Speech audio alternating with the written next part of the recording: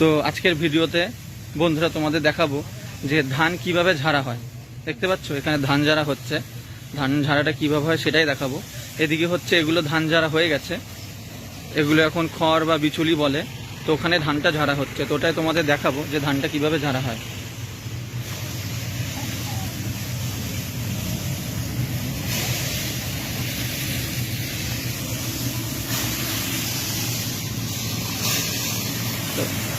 এই সেই মেশিন, এই মেশিনটা দিয়ে ধান ঝাড়া হয়, দেখতে পাচ্ছ তোমরা। তো মেশিনটা আমি পুরো দেখাবো যে মেশিনটায় কি লাগানো আছে, কিভাবে ধানগুলো ঝাড়া হচ্ছে, সবই দেখাবো। এই হলো বন্ধুরা ধান ঝাড়ার মেশিনটা দেখতে পাচ্ছ তোমরা। এখানে এই যে মোটর লাগানো আছে, এই মোটরের সাহায্যে মেশিনটি ঘোরে। আর এগুলো হচ্ছে লোহা রড বা স্পোক যেগুলো বলা হয়, সেগুলো ব্যান্ড করে লাগানো আছে, এর সাহায্যে ধানটা ঝাড়া হয়। তো আমি দেখাবো পুরো মেশিনটা চালু করেই কিভাবে ধানটা ঝাড়া হয়। তো কাকা চালু করো মেশিনটা একবার, কোথা থেকে চালু করা হয় দেখি। ও এই যে এখানে সুইচ আছে, দেখতে পাচ্ছ চালু হয়ে গেছে মেশিনটা। এবারে এরকম এই যে ধানগুলো নিয়ে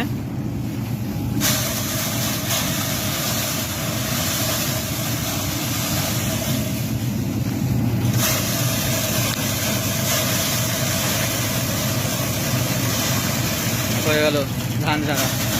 এই একটা নিল, আর ধানগুলো সব এই সামনেই পড়ছে, দেখতে পাচ্ছ এগুলো সব ধান। এই যে এগুলো সব ধান, এগুলো ঝাড়া হয়ে গেছে। এগুলো একসাথে এক জায়গায় করে এর মধ্যে থেকে যেগুলো নোংরা আছে, খড়ের টুকরো আছে, ওগুলো সব পরিষ্কার করে আলাদাভাবে করা হবে সব কিছু, বুঝতে পারছ। আর এই ধানগুলো মানে এগুলো তো কেটে নিয়ে আসছে, এগুলো এখনো ঝাড়া বাকি আছে, এগুলো এখনো ঝাড়া বাকি আছে। এই 4 জন কাজ করছে এনারা, এদিকে করা হয়েছে। আর এই পুরোটা করতে কতক্ষণ সময় লাগবে তোমাদের? আর 1-1.5 ঘন্টার মধ্যে হয়ে যাবে। মানে এখন খুবই সহজ পদ্ধতি হয়ে গেছে মেশিন থাকাতে। আগে তো অনেক মানে হাতে করতে হতো, অনেক সময় লাগতো, অনেক খাটালি হতো। এখন এই মেশিন আসাতে অনেক সুবিধা হয়ে গেছে, কম সময়ে মোটামুটি অনেক ধানে ঝাড়া হয়ে যায়। আচ্ছা, তা এই যে ধানগুলো পড়ে আছে এখানে, এগুলো কি করা হবে তারপরে? এগুলো কি করা হবে? ওড়াতে হবে। মানে এক জায়গায় করে পরে তারপর কি এগুলো মানে ঘরে নিয়ে গিয়ে কি করা হবে? ওড়ানো মানে ধানগুলো ফুটাতে হবে, মানে ধান ফুটিয়ে ধান হবে, আবার ওই ধান ফুটিয়ে আবার ভাত হবে। তাহলে দেখো বন্ধুরা, তো যারা জানো না বা দেখোনি কোনো দিন, তো ভেবে নাও যে ধান এরকমভাবে ঝাড়া হয়। তারপরে ধানগুলোকে আলাদা করা হবে, আলাদা করে পরে এই ধানগুলোকে আবার ফোটাতে হবে, ফুটিয়ে পরে চাল হবে, আবার সেই চাল আবার ফুটিয়ে ভাত হবে। মানে দুবার ফোটানো হয়। এই ধানগুলোকে একবার ফোটাতে হবে, তারপর গিয়ে চাল হবে, আবার ওই চাল ফুটিয়ে ভাত হবে।